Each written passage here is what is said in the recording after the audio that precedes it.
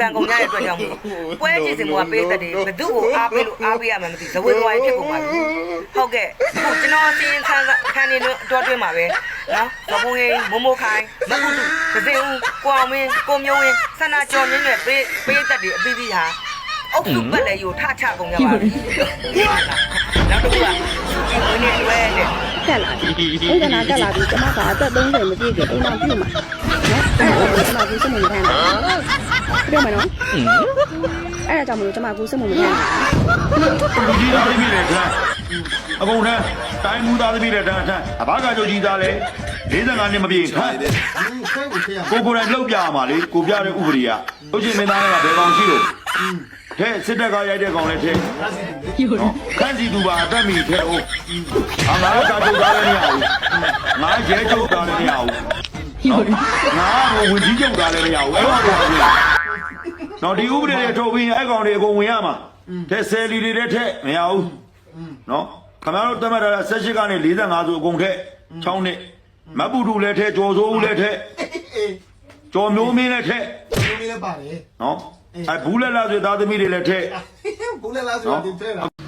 တင်းမီဒီယာလှုပ်ရှင်သတင်းမီဒီယာဥပဒေရှိတယ်အဲ့လိုဗျမ်းပတာမပြောစေချင်လို့သတင်းမီဒီယာသမားတွေမှတ်ပုံတင်မှာဆိုအစိုးရလက်ကားတင်ခိုင်းတာမဟုတ်ဘူးသိလားတာဝန်ယူမှုတာဝန်ခံမှုကိုပေးတဲ့သတင်းကိုတာဝန်ယူမှုတာဝန်ခံမှုရှိစေချင်လို့မှတ်ပုံတင်ခိုင်းတာသိလားနော်အဲ့တော့သတင်းတင်ရင်သတင်းသမားတွားလို့နော်သိလားပြီးတော့အဲ့ရသတင်းဆိုတာစစ်မြေပြင်သတင်းဆိုတာစစ်မြေပြင်မှာအသက်ပေးပြီးတိုက်နေရတဲ့သူတွေတောင်မှပြောပိုင်ခွင့်မရှိဘူးသိလားနော်ငါတို့နင်တို့လိုဟိုတက်မတော်ထောက်ဖို့ဆိုတဲ့အဆင့်သေးသေးလေးကပိုဆိုးသေးတယ်ပိုပြီးနှုတ်လုံရသေးတယ်ကိုအိတ်စခန်းတွေကိုတွားနေတဲ့အတွက်ကြောင့်ကိုပိုနှုတ်လုံရတယ်သိလားနော်ပြီးတော့နင့်ကိုဝိုင်းဝန်းတိုက်ခိုက်နေတာနင့်ကိုဘယ်သူကဝိုင်းဝန်းတိုက်ခိုက်နေတာပြောမှာအခုပြောဝိုင်းပြောနေတဲ့လူတွေကလေတက်တော်ရှိဘောမစီနီယာဘောမတွေနော်ခက်ဆက်တက်မတော်ရဲရဲဝန်းဝန်းထောက်ခံလာတဲ့ဟာတွေနိုင်ငံရေးတွေ့ကြုံနေအများကြီးရှိတဲ့ဟာတွေသိလားအဲ့လိုလူတွေကနင့်ကိုထိန်းကြောင်းတက်မှတ်ပေးနေတာအဲ့ဒါကိုနင်ကတရွာလုံးနဲ့ငါကြီးတော်ရမှန်နေတာပေါ့ဟုတ်လားတရွာလုံးနဲ့ငါကြီးတော်မှာကြီးတော်ရမှန်နေရလားနော်နိုင်ငံတော်အကြီးညိုပြက်စေမှုတစ်နှစ်လေးကကြီးဆိုတာကိုနိုင်ငံကဟိုဟာနိုင်ငံအကြီးအကဲတွေကိုထိလို့ရှိရင်တရားပြည်သူလူတို့အနေတရားစွဲပိုင်ခွင့်ရှိတယ်နားလေလားနော်ပြည်သူကနေတရားစွဲပိုင်ခွင့်ရှိတယ်ဇော်မြင့်မောင်ဟိုဟာဘာလို့ကိုရွှေခိရှယ်လိုက်တဲ့ဥစ္စာအနှစ်20ရလေအနှစ်20ရလေဇော်မြင့်မောင်မကောင်းရေးထားတဲ့ဟာကိုရွှေခိချဲဦးနေရှယ်တာ1220ရလေဇော်မြင့်မောင်ကဆွဲတာမဟုတ်ဘူးသူနိုင်ငံသားတာဝန်ကျေချင်ပါဆိုနိုင်ငံသားသူ့ရဲ့လူတွေနိုင်ငံသားတွေဆွဲပလိုက်တာသိလားနော်လုပ်လို့ရတယ်ပြီးတော့အစိုးရနားထဲမှာနားထဲကိုအောက်ခြေရဖြစ်ပြနေတာတွေကိုပြစ်ကြတယ်ကို့အဖွဲ့အစည်းကိုပြည်သူလူထုယုံကြည်လာအောင်လက်ရှိနာဆာကအစိုးရနားထဲရအောင်ပြောပေးရဖို့တာဝန်ကကြုတ်တာဝန်နဲ့အဲ့တာဝန်နဲ့ဘယ်သူကပေးထားပြောမှာပေးတဲ့လူကိုပြောစမ်းမအောင်နော်နောက်ပြီးတော့ဂိတ်ပတ်စံကောက်တာကိုဟိုဂိတ်တွေကိုပတ်စံကောက်တာပြောဂိတ်ပတ်စံကောက်တာကိုကြံတဲ့လူပြောလိမ့်မယ်တက်မောင်ခိုသမားကားဝတ်တောက်သမားပြောနေတာဆိုတော့ဟဲ့ခွေးပါဇက်ကနတ်စကားထွက်နေတာအောက်ကလည်းနေသေးကြောက်ပြီလားလည်းမေးသေးအဲ့လိုဖြစ်နေပြီနင်ဟာသိလားနော်နင်ကိုမနာလို့စရာအကြောင်းလည်းဘာမှမရှိဘူးနော်နင်လုံမို့တက်မတော်ချစ်တဲ့လူတယောက်တက်မတော်ထောက်ပံ့နေတဲ့လူတယောက်ရော့သွားမှဆိုလို့ငါတို့ရစေတနာနဲ့ဝိုင်းပြီးတော့နော်ထိန်းချောင်းပေးနေတာနင်ကိုလှုပ်လို့ရတယ်နော်လူကြီးတွေကိုဆဲနေတာဦးမယောင်နိုင်တို့ဟိုတိုင်းမှုတို့ဆဲနေကြတယ်ငါတို့ကနိုင်ငံသားတယောက်နေတယ်နင်ကိုတစ်နှစ်လေးကကြီးနဲ့ဆွဲလို့ရတယ်သိလားနော်အဲ့ဒါကိုနင်ကိုဝိုင်းဝန်းပြီးတော့ငါတို့ကထိန်းချောင်းပေးနေတာအဲ့ဒါကိုကိုဘဝင်မမြင့်နဲ့မန်မတက်နဲ့လှုပ်ချင်လွယ်လွယ်လေးဘောမဆိုတာမလှုပ်ချင်လို့ဒါလုံညို့တတိပေးဆုံးမတတိပေးနေကြတာလှုပ်ချင်လို့ရှိရင်လေဘောမဆိုတဲ့အမျိုးကဟောအချုပ်ကားကြီးပေါ်ရောက်သွားရင်တော့မှလေမင်းထမင်းဝအောင်စားထားဆိုကြောကုန်းမှာစာရေးပြီးတော့လိုက်អော်ပေးတဲ့အမျိုး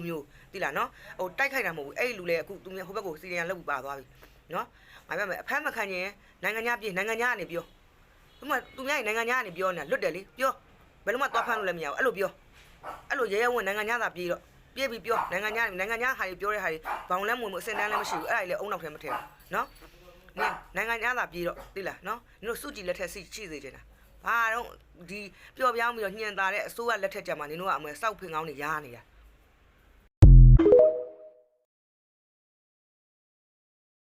ာသူကသူ့ရဲ့ထမိန်ကိုနိုင်ငံခေါင်းဆောင်တွေကိုငါထမိန်လာယူဝေးငါထမိန်ယူထားနဲ့ပေးနေတာအဲ့တော့သူပြောနေတဲ့အကောင့်ထဲကိုဝင်ကြည့်လိုက်တဲ့အခါကျတော့ဟိုဥစ္စာဝင်ကြည့်လိုက်တဲ့အခါကျတော့ဟိုအောက်မှာကွန်မန့်နေမှတ်ထားတာကွန်မန့်နေထဲမှာကောင်းမတယ်နင်းရတယ်အဲ့ထမိန်ရတယ်ယောက်ျား၃ယောက်ရဲ့တုပ်ပိုးတွေလည်းပါတယ်တဲ့ဦးစင်းတစ်ပါးတုပ်ပိုးတော့ပါသေးရဲ့လေတဲ့အဲ့ထမိန်ကိုလည်းပေးမနေညီထမိန်ညီအမှတ်တရသိမ်းထားတယ်အဲ့လိုဝင်မှန်းတော့ကိုကလည်းကြောက်တယ်လေအဲ့တိုင်းလောကစကားကြီးတိုင်းလောကဆိုရှုပ်ထွေးတယ်သိတယ်မလားကိုရနားမလဲကိုစင်းနဲ့လည်းညံရမမီဘူးအဲ့နဲ့ပြန်ပြေးထွက်လာတာ ပြန်ပြေးထွက်လာတဲ့ခါကျနောက်တစ်ယောက်ရှိသေးတယ်အဲ့ဒါလည်းဟိုအလန်ကြီးပတ်ပြီးကားတာအလန်ကြီးပတ်ပြီးကားတယ်သူလည်းသူပို့စ်ကိုမန်လေးဝင်ဖတ်ကြည့်တော့ဟွာတဲ့နင်းနဲ့ကနောင်လိုင်ထိတ်ကောင်တင်ရတဲ့ကနောင်မင်းသားကိုတွေ့တော့တယ်ဗျမ်းဝင်နေတဲ့ဟိုဥစားဗရင်မောက်ကိုဖွင့်လိုက်တာတဲ့အဲ့ဒါပတ်ပြူးတဲ့ကနောင်မင်းသားကြီးကဝုတ်ဆိုပြန်လဲလှည့်လာရောအဲ့ဥစားဘောလဲတဲ့သိတယ်မလားအဲ့ဒါပတ်ပြူးနဲ့အဲ့ဒါပတ်ပြူးနဲ့ဘောလဲဆိုလို့ရှိရင်လည်းနင်းရတယ်အလန်ကြီးပတ်ပြီးတော့နင်းကိုတဲ့စောင့်မြင်ကတ်တဲ့အကောင်ကတဲ့ပြန်ပြီးတော့တဲ့စိတ်ပြေလာအောင်လို့တဲ့နင်းကမြူဆွဲနေတာတဲ့ခံရင်လို့မြူဆွဲနေတာအဲ့ဒါဆိုတော့နင်းကပတ်ပြူးပေါ်တယ်ပတ်ပြူးမာတယ်အဲ့လိုပြောရတော့အဲ့နဲ့အမလေးကိုနဲ့မဆိုင်ဘူးစောက်ခဏတဲ့ငါတို့မပါနိုင်ဘူးသိတယ်မလားကိုတွေကဘာစင်မှမဟုတ်ဘူးကိုနဲ့ကိုစင်ကိုသိတယ်ဘာမှကိုကအဲ့လိုဂျားတဲ့ညက်လို့မဖြစ်ဘူးလေညက်လည်းမကြိုက်မညက်ရုပ်အဲ့ပြန်ပြေးလာတယ်အောက်ခြေမှာလုံခြုံရေးဆောင်ရွက်နေရတော့လုံခြုံရေးတပ်ဖွဲ့ဝင်များထိခိုက်လာတဲ့အတွက်သတင်းကိုပြန်လည်ပြီးတော့ဖြည့်ရှင်းတင်ပြပေးခြင်းဖြစ်ပါတယ်ဒါနဲ့ပတ်သက်လို့ရေနီဂိတ်ကိုကိုယ်တိုင်လာပြီးကားတွေကိုစစ်ဆေးပေးဖို့ကိုစော်ဖုံးဟင်းကိုရေနီဂိတ်ကဖိတ်ခေါ်ထားပါတယ်ကိုစော်ဖုံးရဲ့မတိကျမသေးချာပြောဆိုမှုကြောင့်မြေပြင်တွင်လုံခြုံရေးဆောင်ရွက်နေသောလူများထိခိုက်မှုများရှိနေကြောင်းရှင်းလ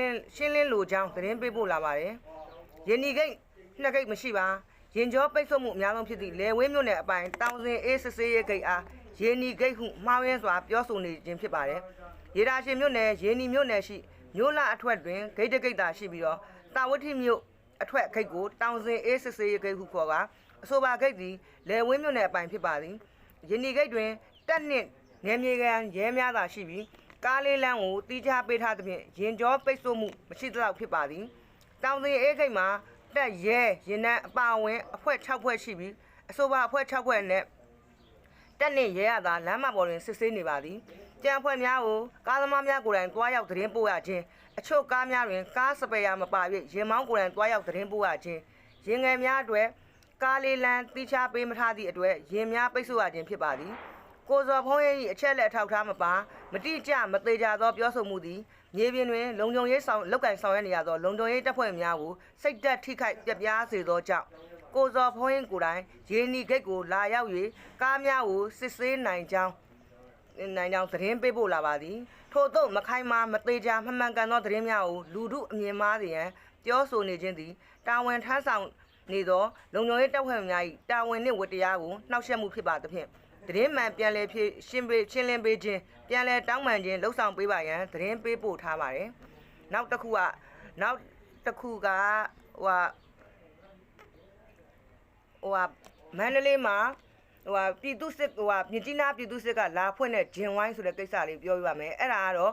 ဂျင်ဝိုင်းရှိတဲ့ဟိုတယ်ဆိုတာကိုပတ်သက်စာရေးလာဖွင့်တဲ့အဲ့မြစ်ကြီးနားပတ်သက်စာရေးလာဖွင့်ပါတယ်ဆိုတဲ့ဂျင်ဝိုင်းရှိတဲ့ဟိုတယ်ဆိုတာကိုတက်ဆိုင်ရာဝင်စစ်ပြီးပါပြီဝင်စစ်တော့ဟိုတယ်ပိတ်ထားတာငလျင်မဖြစ်ခင်ငလျင်မလောက်ခင်ကလေးကပိတ်ထားတာပါဒါပေမဲ့ခိုးများဖွင့်နေသလားဆိုပြီးတော့နေရာဆောင်ခန်းဆောင်ဖွင့်စစ်တာဘာမှမတွေ့ရတဲ့အပြင်ငလျင်ကြောင့်ပျက်စီးနေတဲ့အစိပ်ပိုင်းတွေကိုပဲတွေ့ရပါတယ်အဲ့ဒါလေးသတင်းပြောပေးတာပါတကယ်လို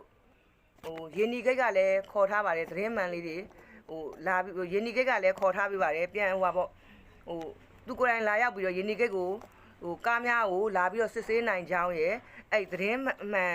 ်ပြန်လဲရှင်းလင်းပေးဖို့နဲ့ပြန်လဲတောင်းပန်ခြင်းလှုပ်ဆောင်ပေးဖို့သတင်းပေးပို့ထားပါတယ်ရှင်ထိဘူးအလိုက်မမေးဘူးယောက်ျားလေးမိန်းမလေးတွေကိုငါ့ကိုလာပြောကြတာတွေပဲငါလာပြောသမျှတွေရောငါလိုက်မတင်လို့လားတင်ခဲ့လားနင်းနဲ့ပတ်သက်လားတက်မတင်ခဲ့ဘူးသိလားနင်းကငါနေရာမပေးဘူးငါဝေါ်မှနင်းပါမှာဆိုလို့ငါမတင်တော့မတင်ဘူးအေးနင်းကိုနင်းတင်တာတွေနင်းပြောတာတွေကို share လာတဲ့သူတွေကမှငါကအန်ထုတ်ပလိုက်တယ်ငါအကောင့်ထဲမှာမထောင်ငါနင်းလိုမျိုးယူတစ်ပိုင်း friend များကျင်တဲ့သူ follower များကျင်တဲ့လူ like များကျင်တဲ့သူမဟုတ်ဘူးငါကတီးတင်တီးတိုက်တာလူတွေတီးတင်တီးတိုက်တာကိုငါက line ပေါ်ကနေပြောလိုက်တယ် share ကျင်တဲ့လူ share like ကျင်တဲ့လူ like comment ပေးကျင်တဲ့လူပေး share တဲ့ comment တွေကိုငါဘာမှမပြောဘူးငါပြောလိုက်တယ်ဖြတ်လိုက်တယ်ကောင်းကောင်းမွန်မွန်နဲ့လာပြောတဲ့လူကိုအပြန်အလှန်ဆွေးနွေးပြီးတော့ငါပြောလိုက်တယ်ဒီလောက်ပဲနင်းလိုမျိုး follower တွေမမက်နေဘူးနောက်ပြီးတော့ TikTok ကို TikTok လို့ကစားတယ်အခုမြန်မာနိုင်ငံမှာ TikTok ကနိုင်ငံရေးလုပ်တဲ့လူတွေဖြစ်တယ် TikTok ကဒီဘက်မှာလင်ရှာတဲ့ TikTok နိုင်ငံရေးလုပ်တဲ့ TikTok အဲ့လိုတွေဖြစ်တယ်ငါကတော့သူများတွေကိုငါမပြောဘူးငါကတော့ TikTok မှာငါနိုင်ငံရေးမတင်ဘူးငါ Facebook ကပဲပြောတယ်နော်နင်းကိုငါတို့ပြောချင်တယ်ဆိုအများကြီးပြောလို့ရတယ်သိလားနင်ဘယ်လူနဲ့ဘယ်လိုသွားတယ်ဘယ်ပွဲမှာဘယ်လိုလုပ်တယ်ဆိုတာငါတို့ပြောလို့ရတယ်နင်ဘေးနားမှာမရှိတော့တဲ့သူတွေ နေဘေးနားမှာတွဲခဲ့တဲ့သူတွေ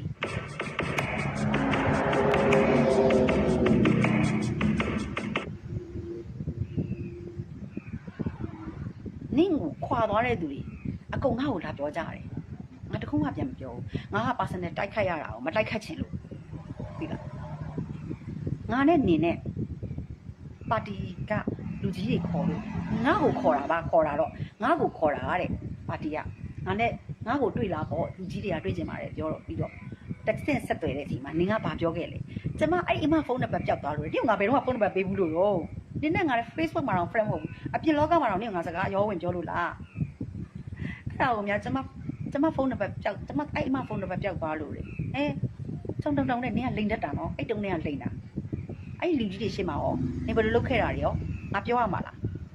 နင်အရမ်းရိုင်းတာတွေလေတကယ်လူကြီးတွေရှေ့မှာထမိန်ကြီးဖြန့်ဝက်တာတွေပါတွေရော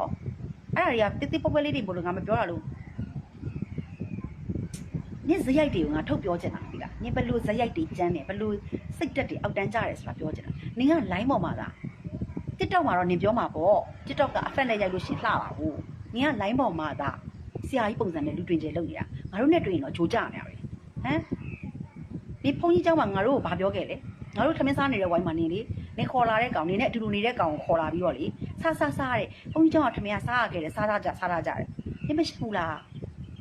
ငါတို့တွေကအဲ့ဒီဖုန်းကြီးเจ้าမှာပွဲရှိမှသွားတာဖုန်းတွေခေါ်မှသွားတာဒါပေမဲ့ဖုန်းကြီးတွေအခုချိန်ကြီးငါတို့ respect ရှိတော့ငါတို့အမြင်ရတယ်ဒီဖုန်းကြီးမှမဟုတ်ဘူးငါတို့သင်ငန်းဆောင်ထားတဲ့သာသနာ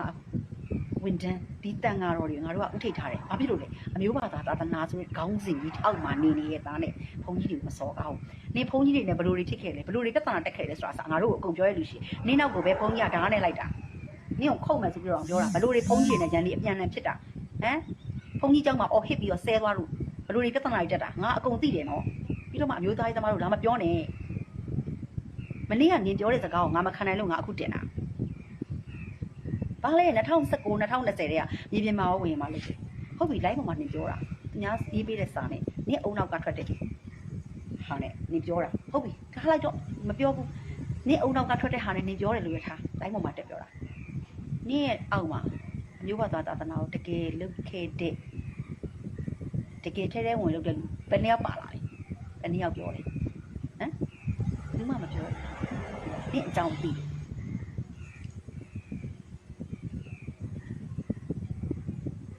ငါနေနဲ့တွေ့တော့ငါဘာပြောခဲ့လဲအမရဲ့တဲ့နေကငါ့ကိုပြောတာနော်အမရဲ့ကျမကိုတချို့တွေရတယ်ယောက်ျား9ယောက်ယူတယ်ဆိုပြီးပြောကြတယ်နေဘာပြောလဲဟုတ်တယ်နော်ငါ့ကိုအဲ့လိုပြောခဲ့တယ်ငါဘာပြောလိုက်လဲညီမရေလို့ညီမအမေပေးတဲ့လေတကွက်ဒီမှာတော့ကျမရင်ကြီးကြီးပြောလိုက်တာပါအများကြည့်နေတာမဟုတ်လို့အဲ့မှာတော့ကျမအဲ့ကိစ္စကိုအဲ့အရာကိုတဲ့နာမည်ပြောပြီးပြောတာပါအဲ့ဒီအရာနဲ့နေဟာနဲ့9ယောက်မကလို့10ယောက်ပဲလူယူပြဿနာမရှိဘူးစိတ်မဝင်စားဘူးအမျိုးသားရေးတိတ်ခါတော့မကြစေနဲ့အမျိုးသားရေးတိတ်ခါကြအောင်တော့မလုပ်နဲ့လို့ငါမပြောခဲ့ဘူးလားငါလေးဘယ်လောက်တောင်မှဆိုအဲ့ဒီเจ้าမလေးအဲ့ဒီเจ้าမနေသွားတဲ့ကလေးတွေအကုန်လုံးလေပွဲတစ်ပွဲမှာငါအကုန်လုံးခေါ်တာနာမည်တက်ပြောရမယ်ဆိုမင်းကြောစွာကြောက်ခဲဒီကောင်လေး3ကောင်ကလက်သွက်ကလေးတွေဒီလားငါနဲ့ဆိုငါမောင်နှမတွေလူနေကောင်လေးအဲ့ဒီကောင်လေးကိုခေါ်ခဲ့တာလာနင်တို့နော်ဒီဟာမနဲ့ဘာသာမှမကြားချင်ဘူးနော်နင်တို့မလုံနဲ့နော်မလုံရဘူးနော်ဆိုအဲ့ဒီကလေးတွေငါပြောခဲ့တာသိလားနင်အတန်နေကြားလို့နော်နင်နားမှာနေသွားတယ်ပဝေတနီနင်ဝင်လာတဲ့ကနင်စဝင်ချင်းမှာစပတ်သက်ခဲ့တဲ့လင်းကလေးကောင်မလေးတွေတယောက်တစ်ဖြည်းဖြည်းတယောက်ပြီးတယောက်ပြောင်းသွားတယ်နောက်တယောက်ပြောင်းသွားတယ်ထဲဝင်ခရီးသွားခဲ့တဲ့လူတွေကအစားနင်ဘလို့မကောင်းတာကိုငါ့ကိုလာပြောခဲ့တယ်ဒါပေမဲ့ငါကဒါဟာ personal ရေးရာဖြစ်နေတယ်ဒါကြောင့်သမီးမပြောချင်ဘူးဆိုပြီးငါမပြောခဲ့ဘူးငါမပြောဘူးအခုတော့ပြောတယ်နင်ကမျိုးညစ်လို့ပြောအောင်နင်ကဘာကောင်းမလဲဘသူတွေကိုမျိုးညစ်လို့ပြောတာဘိုင်းနှိမ့်တက်ပြောရလားဘသူတွေလည်းမျိုးညစ်ဆိုတာပြောဘသူတွေတော့မျိုးညစ်ဆိုတာအဲ့ဒီမျိုးညစ်ဆိုတဲ့စကားလုံးကိုအမျိုးသားရေးသမားတွေတော့မသုံးဘူးရှင်အမျိုးသားရေးသမားတကယ်လုတ်တဲ့မြေပြင်မှာကောဝေမာကိုလုတ်တဲ့လူတွေကမျိုးညစ်ဆိုတဲ့စကားကိုမသုံးဘူးဆက်ခါနာတယ်အဲ့ဒီမျိုးညစ်ဆိုတဲ့စကားလုံးကို NLD ပါတီကိုထောက်ခံတဲ့ဒီပိန်းနေဘောတွေပဲသုံးတာဒီလားနောက်မနေ့ကရွှေမုံမူက screenshot ယူသွားပြီးတင်တဲ့ post မှာနေဖြစ်တာမလားအဲ့ဒီ post ကြောင့်ဖြစ်တာဆိုလို့ရှိရင်အဲ့ဒီ video file အဲ့ဒီစာတက်လာတွေကနင်ဖြည့်ရှင်းလေဒီအကောင့်ဟာကျမအကောင့်မဟုတ်ပါဘူးနင်စပြောလေကျမအကောင့်နေများပါတယ်လို့ပြောရလို့မပြောနဲ့နီးဒီလိုမျိုးကျမဟာဖြင့်ကာကျွတ်ကိုလည်းမထောက်ခံနိုင်ပါဘူးစကားစကိုလည်းမထောက်ခံနိုင်ပါဘူးနင်အဲ့ဒီ post တွေ့ကြရတင်တက်ဖြည့်ရှင်းလေနင်လောက်လိုက်လွှင့်တာနင်ပဲလေနင်ကို supporting ပေးနေတဲ့ဖုံးပေတွေထည့်ပေးနေတဲ့လူတွေကလည်းနေပါမဟုတ်ဘူးနင်စက်ချင်းလိုက်လွှင့်ပြီးပြောလိုက်လေဒါဟာကျမပြောတာမဟုတ်ပါဘူးနင်အဲ့တော့ချက်ချင်းပြောသလား Isuzu X Series.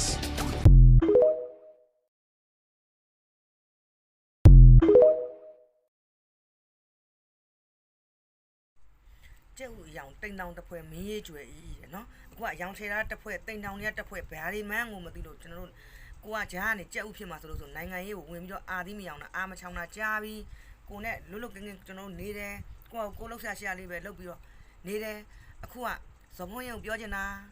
ဗုဒ္ဓဝင်ကပြောလိုက်လို့နော်ရွှေမန်းတိမ်မောင်ဟိုကဖျားလောင်းဖြစ်မသွားဘူးအဲ့ဒါဆိုလိုချင်တဲ့သဘောကတော့ငါတက်မလို့ချစ်တယ်ငါလောက်တိုင်းမျိုးချစ်တယ်လို့မရှိဘူးငါလောက်လုံနိုင်တယ်လို့မရှိဘူးနော်အဲ့လိုတွေကြွေးကြော်နေလို့လ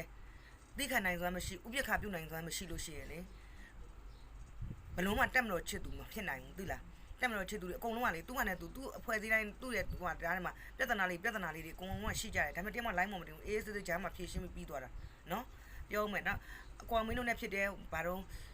့ကိုအောင်မင်းနဲ့ဖြစ်တယ်နောက်ထပ်ဟိုမင်းသားကြီးတို့နဲ့တခါဟိုတနေ့လည်းထိတ်ထိန်လေးနဲ့ဖြစ်တယ်ဘာမှမပြောဘူးအော်ယောက်ျားချင်းဖြစ်တာတတ်သေးသေးသူတို့ဘာလို့မကျင်းတဲ့လို့ရှိရင်ချိန်ပြီးလက်သီးနဲ့ထိုးချလိုက်မယ်တတ်သိရှိလို့ရှိရင်အဲ့လိုပြောပြီးတော့ကိုယ်နဲ့မဆိုင်ဘူးဦးမယောင်လိုင်ကိုပြောတယ်နော်ဖာပါဇက်တို့ထမိန်ဝတ်ထားပါလားတို့သိတယ်မလားဘာစောက်သုံးကြတယ်လို့မအေလိုကြီးတို့ဆဲတာတွေနောက်ပြီးကျတော့ဟိုမှာမိုင်းတိုင်းမှုလဲရက်တောက်နေလို့ဘာသတင်းမှမသိပါဘူးတို့ဘာလို့ပြောခဲ့တာတွေနားတယ်အသေးတွေကနားတယ်ဒါပေမဲ့မပြောဘူးကိုယ်နဲ့မဆိုင်လို့ဘာဖြစ်လို့လဲဆိုတော့အော်ကိုယ်နဲ့မဆိုင်ဘူးလို့ပြောလို့မရဘူးကိုလူကြီးကိုထင်ကိုယ်လည်းဆိုင်တယ်နော်ကိုချစ်တဲ့သူကိုထင်ကိုယ်နဲ့လည်းဆိုင်တယ်ဒါပေမဲ့သူတို့က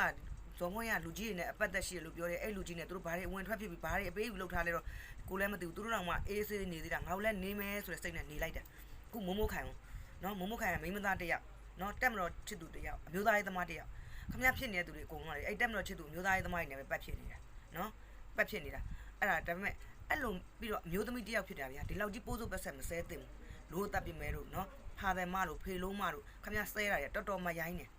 နော်စပေါ်ကြီးမရိုင်းနေဒီမှာကျွန်တော်နဲ့မဆိုင်ဘူးဆိုမှလက်သက်စိတ်လက်ထိတ်နာတယ်နော်မိန်းမအချင်းချင်းဒီလိုမိန်းကလေးတယောက်ကိုဒီလိုမျိုးပြောတာကျွန်တော်တို့လက်မခံဘူးကိုဇော်ဘုံကြီးဆိုတာငါတို့အရင်တော့ကလေအော်တက်မတော်ချစ်သူတယောက်တိုးလာပြီဟဲ့ဆိုပြီးတော့အားရဝမ်းသာနဲ့အားပေးခဲ့တဲ့လူတယောက်နော်ဒါပေမဲ့ဟို line မှာဟိုလူနဲ့ဖြစ်လိုက်ဒီလူနဲ့ဖြစ်လိုက်ဟိုနဲ့ဖြစ်လိုက်ဒီလူနဲ့ဖြစ်လိုက်ဆိုတော့အော်ဒီကောင်လေးကစိတ်ထားလေးကကောင်းရှာတယ်ပါဇက်ဆိုးတာပါပါဇက်ကလေးပဲဆိုးတာပါသူလည်းခံစားချက်တစ်ခုရှိလို့ဒီမှာဆိုဘာမှမပြောဘူးကိုနဲ့မဆိုင်လို့ဝင်မစွတ်ဖက်တာအခုကမိုးမိုးခိုင်အောင်ဆဲတာတော့ကျွန်တော်လည်းစိတ်မကောင်းစိတ်တော်စိတ်ထဲမှာတော်တော်မကောင်းဖြစ်ရတယ်သိလားအဲ့ဒါဟိုလိုမျိုးအဲ့လိုမျိုးနောက်ထပ်မိန်းမသားတယောက်ကိုမဆဲပါနဲ့လို့ကျွန်တော်မြတ်တာကိုရက်ခံတာပါဗျာမျိုးသမီးတယောက်ကလူတိုင်းတွေမှာအားနေချက်ရှိတယ်ခင်ဗျားမှလည်းရှိတယ်ကျွန်တော်မှလည်းရှိတယ်အားနေချက်ဆိုတာလူတိုင်းမှာရှိတယ်နော်တက်တဲ့ဟိုဟာလူတိုင်းမှာရှိကြတယ်ကျွန်တော်မှလည်းရှိတယ်အားနေချက်ခင်ဗျားမှလည်းရှိတယ်မိုးမိုးခိုင်မှလည်းရှိတယ်အဲ့ဒါကိုအချင်းချင်းကိုဘာလို့အားနေချက်တွေဖော်ပြီးတော့အနိုင်လိုချင်တာအောင်ကျွန်တော်အဲ့ဒါသိချင်တာဗျသိလားတောင်းမှန်းလဲတောင်းမှန်ပါတယ်ကျွန်တော်တောင်းမှန်ပါတယ်တက်မလို့ချစ်သူကိုသားတောင်းမှန်ပါတယ်ကျွန်တော်လည်းနော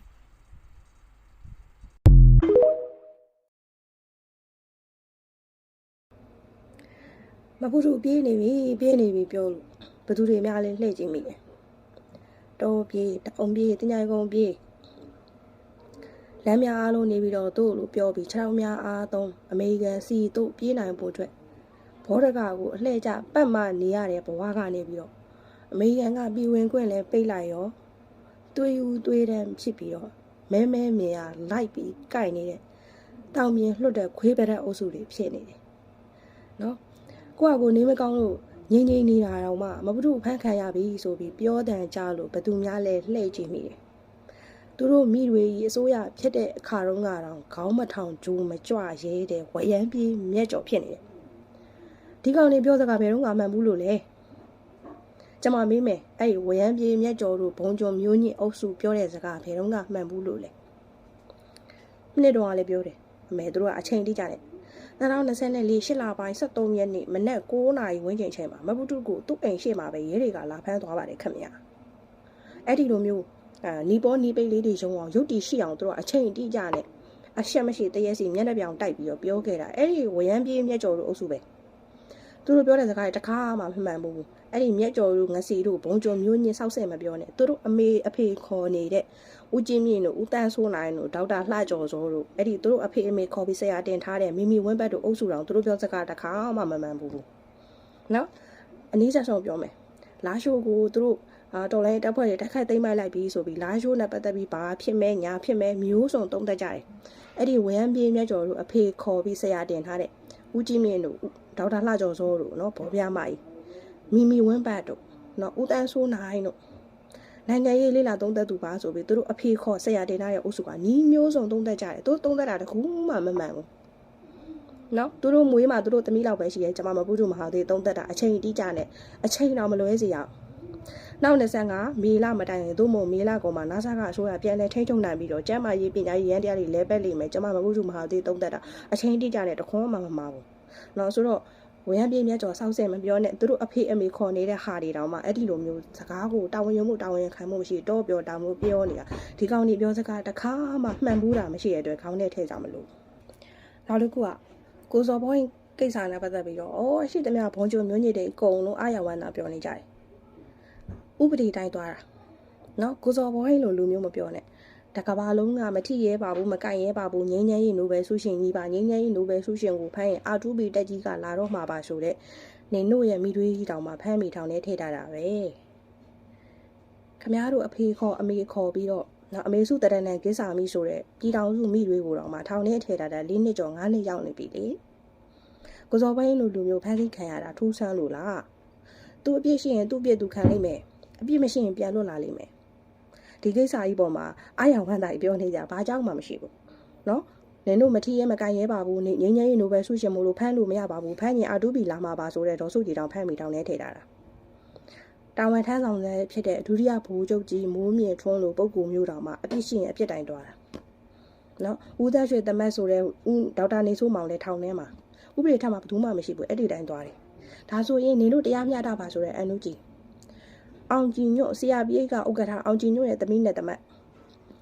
်ရင်းမပင် PD အတွက်လက်နက်တွေဝယ်ပေးမယ်ဆိုပြီးပတ်စံတွေပေါ်တင်ကြီးခိုးသွားတယ်ဘယ်သူကအရေးယူရဲတယ်လဲနင်တို့မှတရားမျှတမှုလို့နင်တို့တစ်ချိန်လုံးអော်တယ်ဘယ်သူအရေးယူရဲတယ်လဲဥပဒေရဲ့အထက်မှာဆရာပြေးကအောင်ကြည်ညွတ်တို့တားမိသားဖတွေရှိနေတယ်ဟုတ်နောက်ဆုံးပြေးမနာစစ်ကြောင်းမှုတာမဲရဲဘော်တော်မဟုတ်ဘူးနော်စစ်ကြောင်းမှုပြေးမနာစစ်ကြောင်းမှုရဲဘော်ကိုဆိုင်ကိုကရားတပုံဖွဲ့ကခေါ်ပြီးတပ်ပလိုက်တယ်အဲ့ဒီတရားတပ်ပုံဖွဲ့ကိုခင်ဗျားတို့အန်နူဂျီကဘလို့အပြစ်ပေးရေးယူရဲတယ်လေဟမ်နေပြီးတော့ PDF ရှိရတဲ့တရင်ကတိတ်ရင်မှုနဲ့စစ်တရေးဘူကြီးကိုအန်နူဂျီ MOD ကလုတ်ကြံဆက်ခင်းပြီးပြန်ဖမ်းတဲ့အတွက်နေပြီးတော့ PDF ရှိရတဲ့တရင်တက်လို့နှုတ်ထွက်စာတင်သွားတယ်အဲ့ဒီအမှုခင်ဗျားတို့ဘလို့စုံစမ်းစစ်ဆေးအပြစ်ပေးအရေးယူရဲတယ်လေဥပဒေထက်မှာနင်တို့တွေတပြုံတဲစီပြီးထိုင်နေကြတယ်ဟမ် KNU ဆိုလို့ရှိရင်ဒီလိုပဲဘိုးစားလုံးမူးမူးယူယူနဲ့ RPG ပခုံးပေါ်ထမ်းမင်းကတယ် RPG ကြီးထွက်သွားတဲ့အတွက်ဗရက်တွေတေးချင်းစိုးနဲ့တည်သွားတယ်ဗရက်တွေတေးသွားတဲ့အတွက်အဲ့ဒီဘိုးစားလုံးကိုခင်ဗျားတို့အန်နူဂျီကဘယ်လိုအပြစ်ပြရေးယူရတယ်လဲအန်နူဂျီရဲ့ဥပဒေကိုဘိုးစားလုံးကပစိုးလန်ပြနေခင်ဗျားတို့ဘာလုပ်ရလဲရေးဘလူဖွဲကိုအန်နူဂျီကစုံခုံဖွဲပြီးစစ်ဆေးမယ်လူကြားကောင်းပြောတယ်အခုဘလို့စုံစမ်းစစ်ဆေးအပြစ်ပေးရေးယူရတယ်လေအန်နူဂျီရဲ့ဥပဒေကိုရေးဘလူကပစိုးလန်ပြနေတယ်နော်ခင်ဗျားတို့ဝါသနာပိုင်းရဲ့ရေးဘလူပစိုးလှန်ပြတော့သွားပြီးလက်လေးနှစ်ဖက်နဲ့မလို့ရတယ်နင်တို့ရဲ့ဥပဒေထက်မှာတပြုံကြီးတန်းစီထိုင်နေတယ်ငါတို့ရဲ့ဥပဒေကအချောသားရင်သားမခွဲကြဘူးကိုစော်ဘွိုးရဲ့အပြစ်ရှိရင်ကိုစော်ဘွိုးခံလိမ့်မယ်အပြစ်မရှိရင်သူထွက်လာလိမ့်မယ်တကယ်လို့အပြစ်ရှိလို့ထောင်ကျသွားရင်တော့မှသူ့အတွက်ရေချမ်းတက်စစ်ပတ်တက်စစ်စူတောင်းမြစ်တာပို့တာပေးမဲ့လူတွေအများကြီးရှိရဒါငါတို့အလုပ်နင်တို့စောက်လို့မဟုတ်ဘူးမပူနဲ့ရှင်တို့ပူရမှာကအန်နူဂျီကဗန်နာရေးဝင်ကြီးဌာနရဲ့ညှို့မှုပါဆိုတဲ့တက်ဆွေပါကစ္စတန်နိုင်ငံကိုသွားပြီးလက်နက်တွေတွားဝေပါတယ်ဆိုတဲ့တက်ဆွေထိုင်းနိုင်ငံမဲဆောက်ကနေတစ်ဆင့်လက်နက်တွေဝယ်ပါတယ်ဆိုတဲ့တက်ဆွေအဲ့ဒီလိုမျိုးခင်ဗျားတို့တော်လန်ရေးဆိုတဲ့ရန်ပုံငွေတွေကနေအဲ့ဒီလိုခရီးတွေသွားပြီးဟိုတယ်သွားပြီးဖာခေါ်ချတဲ့ကိစ္စကိုခင်ဗျားတို့အချင်းချင်းဖော်ကောင်လုပ်ပြီးဖော်နေတယ်အဲ့ဒီပြဿနာကိုဘယ်လိုရှင်းကြမလဲဘယ်လိုဖုံးကြမလဲဘယ်လိုဖုံးဖိကြမလဲဒါကိုပဲခေါင်းနဲ့ထည့်ပြီးစဉ်းစားအဲ့ဒါနင်တို့ဆောက်လို့နော်နင်တို့ကအန်နူဂျီဘာလို့ဟုတ်ပါတယ်မှန်ပါတယ်ဖုံးမိပေးရမှာနင်တို့လို့အန်နူဂျီကစီမံဘန္နာရေးဝန်ကြီးဌာနရဲ့ညွှန်ကြားရေးမှူးဆိုတဲ့သက်ဆွေနော်ဟိုနိုင်ငံကိုသွားပြီးလက်နက်ဝယ်ပါတယ်ဒီနိုင်ငံသွားပြီးတော်လန်ရေးတက်သွားပါတယ်ဆိုပြီးရောက်ရနိုင်ငံမှာဟိုတယ်ခေါ်ပြီးဖားချတယ်ဆိုတဲ့အကြောင်းကိုခင်ဗျားတို့အန်နူဂျီက ခင်ဗျားတို့တော်လန်ရေးပါဆိုတဲ့အဖွဲကမအားရင်ကိုယ်တိုင်ကဖော်ကောင်လုပ်ပြီးတော့ဝန်ခံထားတယ်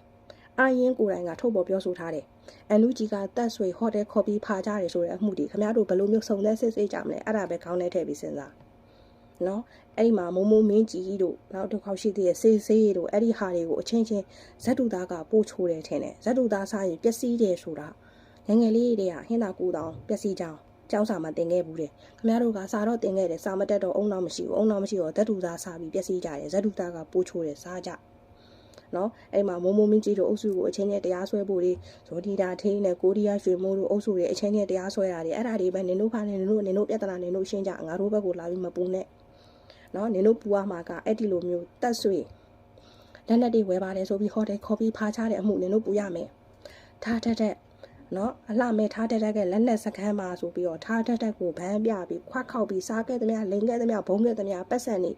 အဲ့ဒီမှာထားတဲ့ရဲ့လက်နက်စခန်းကဘလို့ဖြစ်နေတယ်လက်ရှိမှာထားတဲ့ကတော့တဲကနေအော်စီကိုပြေးသွားတဲ့အတွက်ဘလို့ကြံခဲ့လဲဆိုတာကိုနင်တို့အချင်းချင်းဖော်ကောင်လုပ်ထားတယ်အဲ့ဒီပြဿနာဒီကိုဘလို့ဖုံးကြမလဲဘလို့ဖိကြမလဲဒါကိုပဲခေါင်းချင်းဆိုင်ပြီးစဉ်းစားသူများကြောင့်ပဲခေါင်းနဲ့ထည့်ပြီးစဉ်းစားပြီးတော့ဝေးဖန်လေးကန်ပြီးအားရှောင်မနေကြနဲ့နင်တို့အမှုကိုနင်တို့ဘလို့မျိုးရှင်းရမလဲဖုံးရမလဲဖိရမလဲပဲခေါင်းနဲ့ထည့်ပြီးစဉ်းစားကြ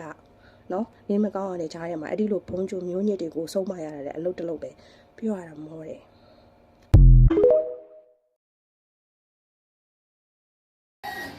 မင်္ဂလာပါမျိုးတို့ရေမျိုးညစ်တွေကအကောင့်တုနဲ့ရန်တိုက်ပေးတာကိုမျိုးချစ်တွေကရန်ဖြစ်မယ်ဆိုရင်နီးပိန်းထက်ပူပိန်းတဲ့လူတွေကျမတို့ဖြစ်သွားလိမ့်မယ်ထပ်ပြီးပြောပါမယ်မျိုးညစ်တွေကအကောင့်တုနဲ့ရန်တိုက်ပေးတာကိုမျိုးချစ်တွေကလိုက်ပြီးရန်ဖြစ်နေမယ်ဆိုရင်ကျမတို့ကသူတို့နီးပိန်းလို့ခေါ်တာကိုဆိုတော့ကိုရီးယားနီးပိန်းထက်ပူပြီးပိန်းတဲ့ဘောပိန်းနေစိတ်ပိန်းနေဖြစ်သွားလိမ့်မယ်အကောင့်တုပြဿနာကလေပထမဆုံးကျမကိုဒီ Prime Media မှာစနိုက်ပါဆိုပြီးတော့အကောင့်တုနေပဲပေါ့နော်ကျမ YouTube မှာလာပြီးတော့ကျမရန်စကားကြီးလာပြောတာပေါ့လာပြောတော့ကျမကြည့်လိုက်ပြီဆိုတာနဲ့ဒါသူတို့တော့မဖြစ်နိုင်ဘူးဆိုပြီးကျမတခါလေးအကောင့်ဘန်းလိုက်တယ်မဘန်းရင်ထပ်ပြီးမှတ်မှာဆိုလို့ဘန်းလိုက်တယ်ပြီးတော့ကာယကံရှင်ဖြစ်တဲ့အဲ့ဒီ Prime Media ကို Viber ကနေတွားပြီးဆက်သွယ်တယ်ကျမတို့ဒီလိုမှတ်ထားတာတွေ့တယ်အကောင့်တုထင်လို့ကျမဘလော့လိုက်ပါတယ်အကောင့်စစ်ဆိုရင်တော့ဘာကြောင့်ပါလဲဘာဖြစ်ချင်လို့လဲဒါပုတ်ကွေတို့တိတ်သွားမေးလိုက်တယ်သူတို့ကလည်းပြန်ဖြေရှင်းပါတယ်မဟုတ်ပါဘူးပေါ့အဲ့တော့ကျမတွေးလိုက်ပြီစနိုက်ပါဆိုအကောင့်တုနဲ့ကျမကိုလာပြီးတော့ရန်တိုက်လို့ရှိရင်ကျမအကောင့်ပုံစံမဘူးတူအကောင့်တုဆိုပြီးတော့ရန်တိုက်လိမ့်မယ်ဆိုတာကျမသိတယ်ဆိုတော့ပြီးခဲ့တဲ့ဒီ28ရက်နေ့ကတော့မှကျမ YouTube ပဲအမြဲတမ်းလာဆိုတော့လေကျမ28ရက်နေ့ကတော့မှကျမဒီမှာ TikTok မှာမဘူးတူမဟာသွေးဆိုပြီးတော့အကောင့်တုတစ်ခုပေါ်နေတယ်ဆိုတဲ့အကြောင်းကျမပြောခဲ့သေးတယ်ဆိုတော့အဲ့ဒီအကောင့်တုကနေပြီးတော့ပြောတဲ့ဟာတွေကိုမတ်ရွှေမူအမခေါ်ပေးမယ်အန်တီလိုအမီပဲပါနော်အန်တီရွှေမူနဲ့နန်းနေနေလား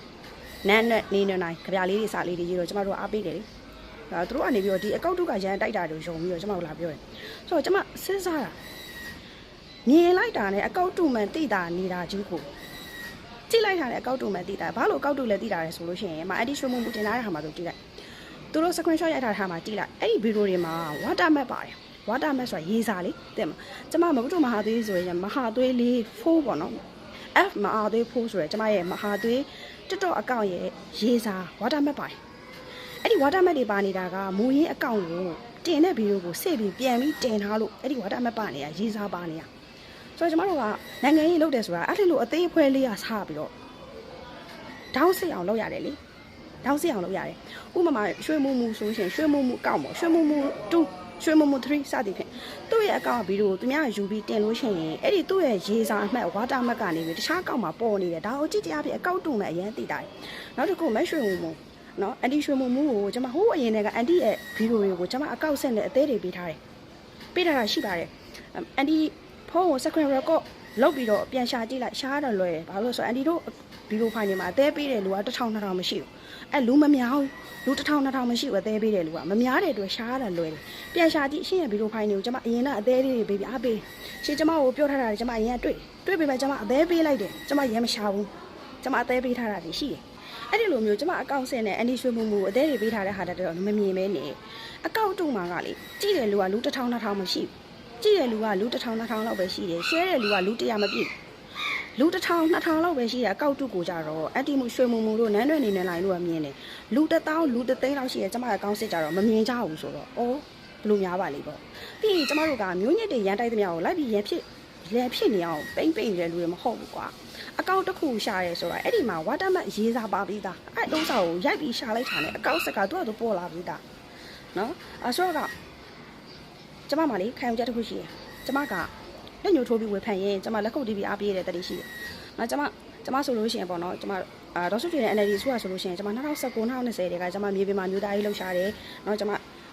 NLD ပါတီဆိုတာကိုကျမတို့အတိုက်ခံတွေလုပ်တယ်ဆန္ဒတွေပြရဲအဖမ်းခံရတယ်နော်2019 2020ကာလမှာကျမတို့အဖမ်းခံရရဲစခန်းတွေမှာတွားရတရားရုံးတွေတွားရဆိုလိုချင်တာကအစိုးရကိုပဲကျမတိုက်တယ်အစိုးရမဟုတ်တဲ့နော်တမရတွေဝင်ကြီးချုပ်တမရနဲ့ဝင်ချီးပေါ့နော်ဝင်ကြီးတွေပဲတိုက်တယ်အောက်ကလွတ်တော်မတ်တွေတောင်မှပဲမတိုက်ခဲ့ဘူးတိတ်ပြီးတော့မဝေးဖန်ဘူးလက်ရှိမှာဆိုလို့ရှိရင်လည်းနာဆာကအစိုးရကောင်းရင်လက်ခုပ်တီးတယ်နော်မှန်ရင်လက်ခုပ်တီးအားပေးတယ်မှားတယ်ဆိုလို့ရှိရင်ကျွန်မလက်ညှိုးထိုးပြီးထောက်ပြဝေးဖန်တယ်အစိုးရကိုပဲပြောတာအစိုးရမဟုတ်တဲ့တခြားဘသူ့ဟိုမှာနော်နောက်ဆုံး G1 တွေဘုံမှုတွေတိုင်းမှုတွေကျွန်မစကားတွေအောင်ထည့်မပြောမဝေးဖန်ဘူးအဓိကအစိုးရတည်းဖြစ်လာလို့ရှိရင်အဲအစိုးရရဲ့ကောင်းချစ်ဆိုခြင်းကိုထိန်းချောင်းပေးတာပေါ့နော်ဆိုလို့ချင်တာကအဲ့လိုမျိုးမဘသူ့ကိုအခုလက်ညှိုးထိုးရရတယ်ဒါဆိုရင်မဘသူ့အတွက်ရှင်တို့တွေလက်ခုပ်တီးပြီးအားပေးခဲ့ဘူးလားအော်လိုက်ရှာကြည့်နော်2019 2020ရဲက NLD ပါတီအစိုးရလက်ထက်တည်းကကျွန်မမျိုးသားရေးကိုမြေပြင်မှာတကယ်လုပ်တယ်ဝင်းရင်မှာတကယ်လုပ်တယ်လက်ရှိအချိန်ထိလည်းကျွန်မတို့မျိုးသားရေးလုပ်တယ်ဆိုတာကလိုင်းပေါ်မှာတွေမြေပြင်မှာတွေလုပ်နေတာမဟုတ်ဘဲနဲ့အဲ့ဒီမျိုးသားရေးသမားတွေရဲ့တာရေးနာရေးဘသူ့ရဲ့တာရေးမဆိုဘသူ့ရဲ့နာရေးလို့ဆိုကျွန်မတို့ရေးဆောင်မချင်းကိုရေးဆောင်မချင်းကျွန်မဖေးမကူညီတယ်မှန်တော့သစ္စာစကားဘယ်မျိုးသားရေးသမားရဲ့တာရေးမဆိုနာရေးမဆိုကျွန်မဒီလူမရောက်ရင်ငွေရောက်တယ်ငွေမရောက်ရင်လူရောက်တယ်ဖေးမကူညီတယ်မျိုးသားရေးအကြောင်းမှာဆိုလစဉ်ကျွန်မတက်နိုင်တယ်လို့ဆုံးကတ်တယ်ဒီနေ့ဆို9ရက်နေ့ငါလစဉ်9ရက်နေ့တိုင်းဆုံးကတ်တယ်4နှစ်ရှိပြီဆိုလိုချင်တာကအဲ့ဒီလိုမျိုးကျွန်မလောက်ဆောင်မှုတွေပေါ်မှာရောအန်တီတို့အနေနဲ့နော်အန်တီရွှေမုံမူတို့နန်းနေနိုင်တို့လက်ခုပ်တီးပြီးအားပေးခဲ့ဘူးလားတစ်ချိန်တစ်ခါတော့လက်ညှိုးထိုးရဲလက်ခုပ်တီးပြီးအားပေးရတဲ့တက်တီလည်းရှိရတယ်နော်ဆိုတော့အခုကဘာဖြစ်ချင်နေကြလဲမဘုသူကိုအဖမ်းခံစေချင်တာမဘုသူအဖမ်းခံရရင်ရှင်တို့ပျော်မှာလားရှင်တို့အဖမ်းခံစေချင်တာလားနိုင်ငံရေးမလုပ်စေချင်တော့ဘူးလားဒါဆိုဟုတ်တယ်ကျွန်မတော့အတိုက်ခိုက်မှုတွေများတယ်တော်ပြီနိုင်ငံရေးစိတ်ကိုမင်းနိုင်ငံရေးမလုပ်တော့ဘူးမဘုသူနားပြီနိုင်ငံရေးနားပြီကျွန်မနိုင်ငံရေးတွေနားလိုက်ပြီအဲ့ဒါဆိုအန်ဒီတို့ပျော်မှာလားအဲ့ဒါဆိုအန်ဒီတို့ပျော်မှာလားဆိုတော့ကျမတို့ကခွေးဝမ်းတောင်လေးလဲပြနေတဲ့ပုံစံမျိုးတွေဖြစ်နေလို့เนาะဒီနေ့ဒီเจ้าရလို့ရှင်းပြရခြင်းဖြစ်ပါတယ်တစ်ခါကရန်သူကတွေ့ရတင်ကြိုင်းဓာမဆိုင်ဆိုပြီးကျမတို့ကိုဓာချင်းချင်းတန်းချင်းချင်းနေတဲ့အချိန်မှာကျမတို့ကအချင်းချင်းကြိုက်ကြုံပြီးကြုံကြိုင်မလို့ဖို့လိုပဲဥပမာကွယ် PDF တွေလက်နက်ကတော့ခေါ်ပါတယ် PDF ကိုတောင်မှเนาะပြမှုကျလုံးချင်းမရှိတဲ့ PDF တွေမလို့မိဘအုပ်ချင်းတွေလည်းပြန်လဲအမှတ်ပါတယ်ဆိုပြီးတော့ကြီးတယ်မှုကိုငဲအောင်ငဲတဲ့မှုပပြောင်းလို့လို့ရှိရင်ကျမတို့မှာအပြစ်တွေရှိရင်လည်းပဲကျမတို့အချင်းချင်းကြီးတယ်မှုငဲအောင်ငဲတဲ့မှုပပြောင်းဝေဖန်လို့ရတယ်ထိန်းချောင်းပေးလို့ရတယ်ပြုတ်ပြင်ပေးလို့ရတယ်နော်ဥပမာကျမဆိုလို့ရှိရင်ကျမကိုလာပြီးဓာတ်ရိုက်ဆက်သွဲလာဓာတ်ရိုက်လာပြောအဲ့ဒီလိုပြောပြရမယ်တောင်းတယ်အချင်းချင်းထိန်းချောင်းရမယ်တောင်းတယ်ရှင်းလို့တွေမှာရှိတယ်အဲ့ဒီလိုမျိုးထိန်းချောင်းပြီးတော့ကျမကလက်မခံဘူးဆိုရင်အော်ငါတို့ပြောတယ်လက်မခံဘူးသူ့ထိုင်နေသူ့တန်သွားဒါမျိုးပဲဖြစ်တယ်နော်လက်ရှိမှာတက်မတော်ချက်တဲ့နိုင်ငံကိုချက်တဲ့တစ်ဖက်ကအကြမ်းဖက်သမားတွေရန်နေပြီးတော့လှုပ်ဆောင်တဲ့လူတွေအများကြီးရှိတယ်အဲ့ဒီအများကြီးတဲမှာရှင်းလို့တွေရှားကြည့်ပါ2020ရွေးကောက်ပွဲကျင်းပတဲ့အခါကဒီရွေးကောက်ပွဲကတမရနဲ့ UC ပေါင်းပြီးလိန်နေတဲ့ရွေးကောက်ပွဲကြီးဖြစ်တယ်နိုင်ငံရေးကြိုးတုံးခဲ့တာကျမရွေးကောက်ပွဲပြီးချင်းမဲပေးပြီးချင်း NLD နိုင်ပြီဆိုပြီးတော့တို့ကအုံနဲ့အကျင်းနဲ့အောင်ပွဲခံပြီးတစ်ဖက်ကစိတ်တက်တွေကြနေတဲ့အချိန်မှာရွေးကောက်ပွဲပြီးနောက်တစ်နေ့မှာ NLD ပါတီလုံးဝအစိုးရမဖြစ်နိုင်ဘူးတက်မတော်ကဖွဲ့စည်းပုံကာကွယ်ရမယ်တာဝန်ရှိတယ်ဒါကြောင့်မို့တက်မတော်ကာကွယ်ရေးဦးစီးချုပ်ကိုရွေးကောက်ပွဲပြန်ကျင်းပပြီးလို့ကျမတို့တောင်းဆိုရမယ် UEC ကိုဖျက်သိမ်းရမယ် NLD ပါတီအစိုးရမဖြစ်နိုင်ပါဘူးနိုင်ငံရေးကြိုးတုံးခဲ့တာကျမနော်အဲ့ဒီကနေပြီးတက်မတော်တက်မဲယုံ၄ယုံစစ်တယ်တက်မဲယုံ၄ယုံစစ်ပြီဆိုတဲ့ကပုံမှန်410ခွန်ရတမရကကောက်လုံးခေါ်ပြီးတက်ချုပ်ကိုအာဏာပေးလိမ့်မယ်တက်မတော်ကအာဏာထိန်းလိမ့်မယ်2020နဲ့2လပိုင်း3လပိုင်းမှာတက်မတော်ကပုံမှန်410ခွန်ရကောက်လုံးခေါ်အာဏာပေးပြီးတော့ပုံမှန်418ရတက်မတော်ကနိုင်ငံတော်အာဏာကိုထိန်းလိမ့်မယ်လို့နိုင်ငံရေးကြိုးတုံးတက်ခဲ့တာကျမအခုလောလောဆယ်လာရှိုးဆိုလို့ရှိရင်လည်းလာရှိုးနဲ့ပတ်သက်ပြီးရမခအကုန်လုံးကရမခတိုက်ပွဲမှာနိုင်နေတဲ့ချိန်မှာကျမတယောက်တည်းပြောခဲ့တယ်လာရှိုးကိုစကားသုံးလုံးနဲ့ပြောရင်ပယုံလုံးတော့ကြာရင်လုံးမပါနိုင်တဲ့အနေထားမှာရှိပါတယ်ပြောတဲ့ခါကျရင်ကျန်တဲ့ဘောမိုင်အကုန်လုံးဝိုင်းဆဲတယ်ကျမတို့ကလာရှိုးရမခကိုနိုင်နေတယ်ပြောပြီးကျမကပယုံလုံးလို့ပြောလိုက်လို့အဲ့ဒီလိုနဲ့လာရှိုးကြီးကြာသွားပြီးတော့လာရှိုးနဲ့ပတ်သက်လို့သူပြောငါပြောနေတဲ့ချိန်မှာလာရှိုးကို2025မေလမတိုင်ခင်တို့မို့မေလကုန်မှာတက်မတော်ကပြန်ရလိမ့်မယ်လာရှိုးမှာကျမ်းမာရေးခန္ဓာတွေပညာရေးခန္ဓာတွေပြန်ပြီးလဲပတ်လိမ့်မယ်အချိန်တိကျတဲ့နိုင်ငံရေးကြိုးတုံးတက်ခဲ့တာကျမမြန်မာတိုင်းနိုင်ငံလုံးမှာလိုက်ရှာကြည့်ဘုံမတွေအများကြီးရှိရတက်မတော်ချက်တဲ့လူတွေအများကြီးရှိရတက်မတော်ထောက်ခံတဲ့လူတွေအများကြီးရှိတယ်အဲ့ဒီလိုနိုင်ငံရေးကိုဥပဒေပုံမှန်အတိအကျနဲ့အချိန်တိကျနဲ့နိုင်ငံရေးကြိုးပြီးသုံးသပ်နိုင်တာကျမပဲရှိရနော် ရှင်တို့တွေပြောလို့ဘာလို့ကိုကြီးတွေးတယ်ဆိုမနာလို့ဖြစ်လို့ရတယ်ဒါပေမဲ့အီချင်းကအီချင်းပဲဒါအမှန်တရားတွေတမားရလေလို့မရဘူးဗျအဲ့ဒီလိုမျိုးတွေခင်ဗျားတို့နော်ခင်ဗျားတို့ကိုယ်တိုင်လည်းမသိဘူးကြိုပြီးသုံးသပ်နိုင်တဲ့အီချင်းမရှိဘူးဒါကပကတိရှိတရားဆိုတော့ခင်ဗျားတို့အပြစ်ပြောနေတာမဟုတ်ဘူးကျွန်မအဲ့ဒီလိုမျိုးတွေလှုပ်ဆောင်မှုကိုလက်ခုပ်တီးပြီးအားပေးခဲ့ဘူးလားကျမကိုပြန်ပြီးဖြေကြမလို့ကိုပြန်ဖြေကြည့်နှစ်ဖူးကလက်တွေစဉ်းစားကြည့်ကိုအကြောင်းကိုသိဆောင်ကိုလိုက်ပြကိုအလုံးစုံမယ်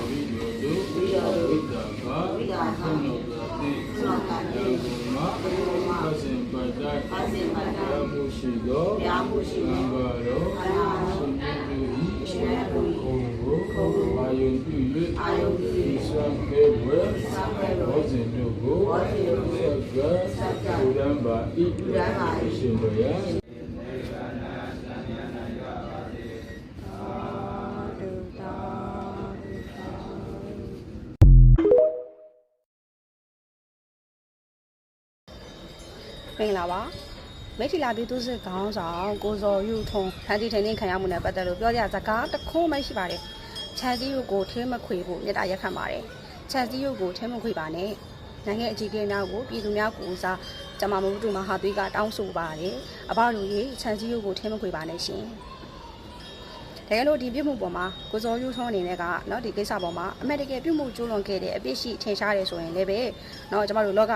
အနည်းအားမှာချိန်ခွင်ရှာလို့ပေါ့နော်တရားဥပဒေမှာဆိုချိန်ခွင်ရှာလေးရှိတယ်မှာနော်ချိန်ခွင်ရှာလေးပုံမှာထည့်တင်ပြီးတော့ဒီကိုဇော်ယူထုံးသေးရခင်သူတက်ခွဲတက်ချက်ကြီးပေါ့နော်တာဝန်ထမ်းဆောင်တဲ့ကာလကောလက်ရှိမှာပြည်သူ့စစ်ကောင်းဆောင်ဖြစ်ထမ်းဆောင်တဲ့ကာလကောနိုင်ငံအကျိုးသူတည်ဖို့မှုတွေရဲ့တစ်ဖက်လက်ရှိမှာသူပြုမှုကျူးလွန်နေဆိုတဲ့နော်လက်ရှိထိမ့်သိမ့်မှုတဲ့တစ်ဖက်အဲ့ဒီနှစ်ဖက်ကိုချိန်ခွင်ရှာတဲ့ကိုထည့်ချိန်ပြီးတော့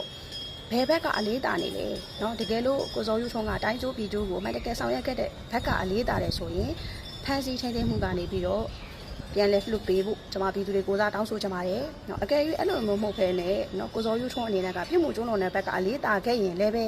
သူလှုပ်ခဲ့တဲ့အတိုင်းကျိုးပြည်ကျိုးတဲပိုးခဲ့တဲ့အသက်ခန္ဓာပြည့်ရပြီးလှုပ်ခဲ့တဲ့အရာတွေကိုထောက်ပြီးတော့ကြီးတယ်မှုကိုငဲအောင်ငဲတဲ့မှုကိုပပြအောင်ဆောင်ရွက်ပေးဖို့ပြည်သူများရဲ့ကိုစားကျွန်မတောင်းဆိုပါတယ်ကျွန်မရုပ်သက်ပိုင်းကိုကြည့်နေတဲ့လူတွေထဲမှာကိုဇော်ယူထုံးရဲ့အမှုနဲ့ပတ်သက်လို့เนาะကျွန်မလိုပဲဖန်တီထိန်းသိမ်းမှုကနေပြီးတော့အစိုးရအနေနဲ့တက်ညာစွာ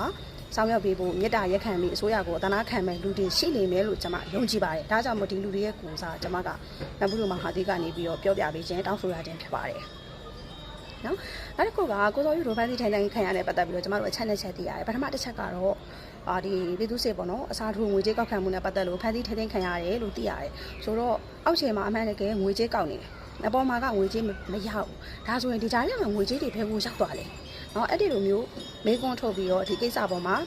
စုံစမ်းစစ်ဆေးဖို့ပြောဆိုရေးသားမှုတွေဖန်တီထိုင်ခံရတယ်လို့ကြားသိရတယ်ဆိုတော့အောက်ခြေမှာကတော့အမှန်တကယ်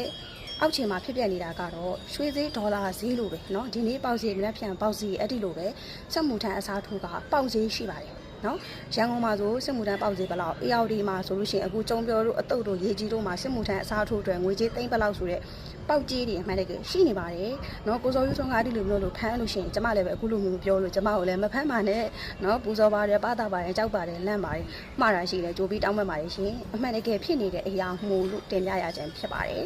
နော်ဆိုတော့ကနောက်တစ်ချက်ကကိုဇော်ယူထုံးအနေနဲ့ကဒီဆွစေးရေးကိန်းမှာဘုံမှုတယောက်နဲ့အချင်းများစကားများတဲ့ကိစ္စနဲ့ပတ်သက်ပြီးတော့ဖန်တီးထင်းထင်းခံရတယ်ဆိုတဲ့ခြားကိုလည်းကြားရတယ်ကျမထင်တာကတော့လေဒီနေရာမှာကျမတို့သင်ခန်းစာတစ်ခုရတယ်အဲ့ဒါဘာလဲဆိုတော့ဒီပြဿနာဖြစ်နေတဲ့ဗီဒီယိုပိုင်းကို line ပေါ်တင်လိုက်မိခြင်းကြောင့်ဖြစ်လိမ့်မယ်ထင်ပါတယ်ဒီဗီဒီယိုပိုင်းကို line ပေါ်ကိုချက်ချင်းမတင်နဲ့နဲ့နော်သူတို့တက်ဆိုင်ရတက်နယ်မှုရောက်ရှိလာပြီးတော့တက်နယ်မှုကနေပြီးတော့ဒီကိစ္စကိုမေးမြန်းတဲ့အခါမှာလိုအပ်တဲ့အခါမှာဒါတက်သေးဖြစ်ဒီဗီဒီယိုပိုင်းကိုထုတ်ပြမယ်ဆိုရင်ဒီကိစ္စဒါတူတူတိတ်တိတ်နဲ့ချင်းချင်းပြရမယ်ကိစ္စမျိုးပေါ့နော်အခုလိုမျိုး line ပေါ်တင်လိုက်တဲ့အခါကျတော့ဒါဘယ်သူကတင်လိုက်တယ်လို့မသိဘူးပေါ့နော် line ပေါ်တင်လိုက်ခါကျတော့အိုးတောင်းနေဖြစ်သွားတယ်ထိုင်ပြီးရှက်ရမယ်ကိစ္စမျိုးကိုထားပြီးရှက်လိုက်ပြီးတော့ကိုပေါင်ကိုလန်ထောင်းတယ်လို့ဖြစ်သွားတယ်တစ်ဖက်အုပ်စုကနော်မြေခွေးတွေလိုပဲအကွက်ချောင်းပြီးခွင်ချောင်းနေတဲ့အုပ်စုတွေကလည်းအားရဝမ်းသာဟောင်ကြပြီးတော့ သူတို့အတွက်ထိုးနှက်စရာလက်ညှိုးထိုးစရာတစ်ခုဖြစ်သွားတယ်ဆိုတော့ဒီကိစ္စနဲ့ပတ်သက်ပြီးတော့ဒီလိုမျိုးသတင်းကလူတွေကြားလိုက်ပြီဆိုတာနဲ့ဘယ်သူမှလက်ခံပေးလို့မရတဲ့ကိစ္စမျိုးเนาะဆိုတော့ဒီကိစ္စကြီးကိုတစ်ဖက်အုပ်စုတွေကဝါဒဖြန့်မှုရရပါတယ်ပေါ့နော်ဆိုတော့ကျမတို့ကသင်ခန်းစာတစ်ခုရရဲနောက်ရှင်တို့တွေကျမတို့တွေအဲ့လိုမျိုးပြဿနာတစ်ခုကြုံလို့ရှိရင်ကျမတို့တက်တင်မှတ်တမ်းအဖြစ်ဗီဒီယိုဖိုင်ရိုက်လို့ရတယ်သို့တော့အဲ့ဒီဗီဒီယိုဖိုင်တွေကို line ပေါ်မတင်ကြပါနဲ့เนาะ Facebook တို့မှာလည်းဓာတ်ရိုက်ကြီး line မထွင့်ပါနဲ့ဗီဒီယိုမှတ်တမ်းအဖြစ်တာတင်ထားပါလိုအပ်တဲ့အခါမှသာတက်တင်အဖြစ်ထုတ်တော့မှာမလိုအပ်ဖက်နဲ့ line ပေါ်တင်လိုက်လို့ရှိရင်ကိုကအမှန်ကနေအမှားဖြစ်ပြီးတော့เนาะနိုင်ငံကိုပုံရိပ်ကြအောင်เนาะတက်မတော်ကိုတိတ်ခါကြအောင်เนาะဒိုးတိမဟုတ်ဆက်သွယ်ရေးပုံမှာလို့မျိုးဖန်တီးထိန်းသိမ်းခံရခြင်းရှိပါတယ်တက်တင်အဖြစ်တာတိတ်ပြီးကြပါ line ပေါ်ကိုမတင်ပါနဲ့လို့ကျမတို့တန်ခမ်းစာရပါတယ်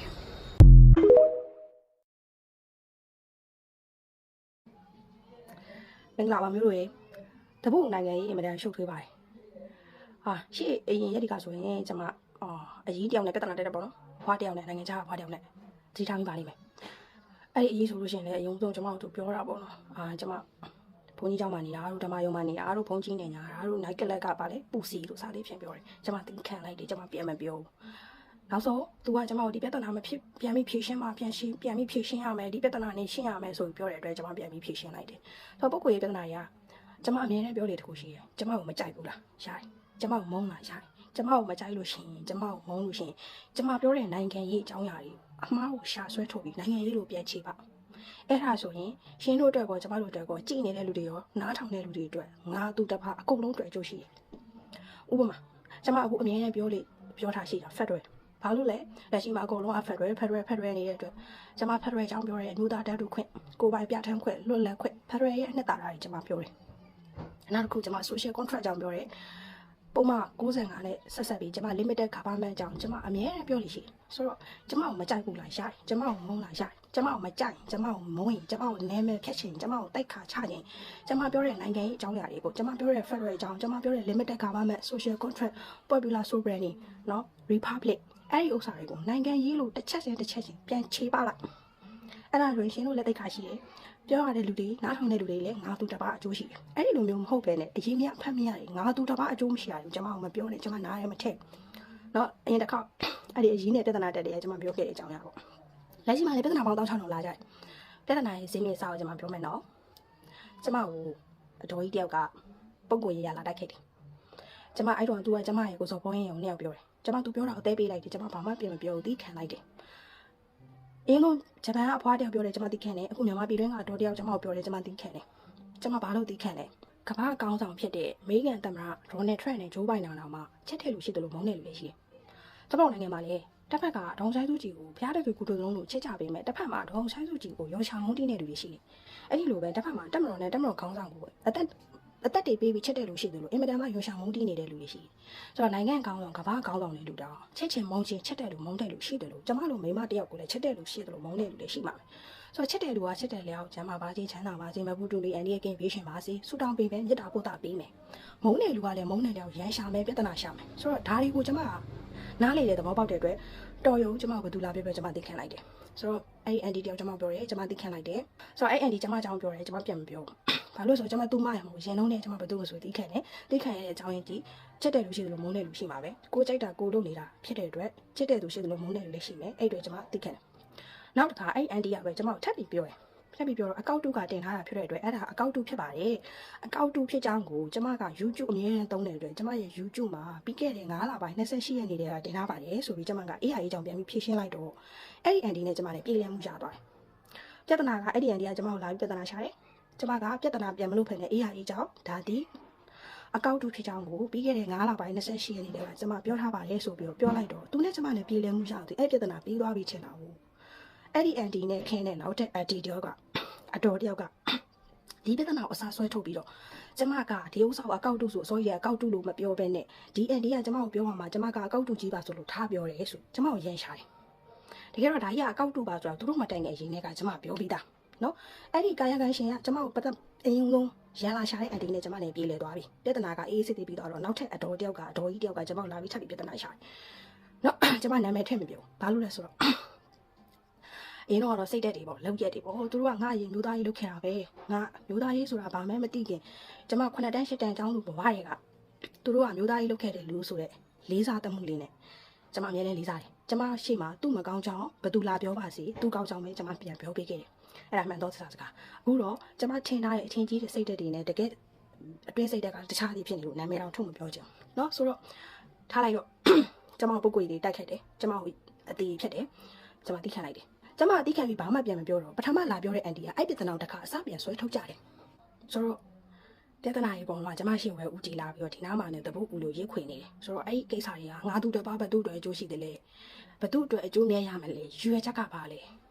အရန်ပေါ်လာပြီးအရန်တိတာထင်ရှားနေတယ်ဆိုတော့သူ့ကိုဘာကြောင့်ငပိလို့ခေါ်လဲဆိုတော့ကျမကိုမှတပတ်ပေါက်တယ်ထားပါလေကျမဒီပထမကြောင်းချိန်ဖြစ်ကျမအသေးဖြတ်မှုတယ်ကျမသိခံပါတယ်ဒီနေ့ကျမပြောတဲ့ဇာတ်ကနောက်ဆုံးပါဒီနေ့ကျမဗဇက်ကသူများအကြောင်းထုတ်ပြောတာနောက်ဆုံးပါကျမသိခံလိုက်ပါတယ်သို့တော့ဒီနေ့ဒီနောက်25ဂျွန်8ရက်နေ့နောက်ပိုင်းကျမရဲ့အကြောင်းကိုနှုတ်ပြင်ဖြစ်စေစာနဲ့ဖြစ်စေထပ်ပြီးအသေးဖြတ်မယ်ဆိုရင်ကျမသိခံမှုတိုင်းတာကုန်သွားပါပြီရှင်ကျမအခုနာမည်ကြောင်းပွင့်ပြအောင်ကိုကတော့နေမကောင်းပြန်စကားပြောတာအဆင်မပြေကျမကိုဘေးပြန်ဖြစ်နေတာနော်ဆိုတော့ကိုကကျမနာမည်ပြအောင်သိခါချအောင်ကျမပုဂ္ဂိုလ်ကြီးရတိုက်ခိုက်တယ်ကျမသိခံလိုက်တယ်ကျမကတက်ငယ်ပေမဲ့ကျမအသိဉာဏ်ရှိတယ်ငါသူတစ်ပါးအကျိုးမရှိတဲ့ကိစ္စမျိုးနှုတ်ကြောင်သိပြီးနှုတ်ကြောင်ကြည်တာမျိုးကျမမဖြစ်ဘူးအဖြစ်မခံဘူးကျမသိခံလိုက်တယ်ဒီစကားဒီမှာပဲပြီးပါပြီသို့တော့နောက်ဒီနေ့2025ခုနှစ်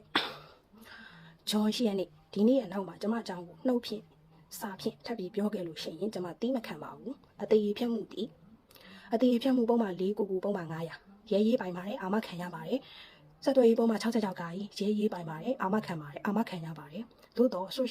social media မှာလူမှုကွန်ရက်မှာအသေးဖြတ်လို့ရှိရင်ပုံမှန်4ကို900နဲ့66ကာကြီးတွဲလို့ရှိရင်အဲ့ဒီအမှုကအာမခံမရပါဘူးထပ်ပြောပါမယ်ရှင်အဲ့ဒီလိုမျိုးဆက်သွယ်ရေးပုံမှန်နဲ့အသေးဖြတ်မှုပုံမှန်နှစ်ခုကိုပေါင်းလိုက်လို့ရှိရင်ဒီအမှုကရေးမပိုင်ပါဘူးအာမခံမရပါဘူးရှင်ဒါကြောင့်မလို့ငါတူတပါအကျိုးမရှိတဲ့စကားတွေကိုနှုတ်ကြောင်တင်နှုတ်ကြောင်ကြည်တာဘယ်ပါစီနဲ့မဖြစ်စေချင်ပါဘူးရှင်เนาะကျမကမျက်နှာသူဖြစ်ပေမဲ့ကျမကပဲအသိနဲ့တတိကိုစင်ကြင်ပြီးကျမသိခံလိုက်ပါတယ်နောက်ကျမအကြောင်းထပ်ပြီးအသေးဖြတ်မယ်ဆိုရင်ကျမလုံးဝသိမခံပါဘူးရှင်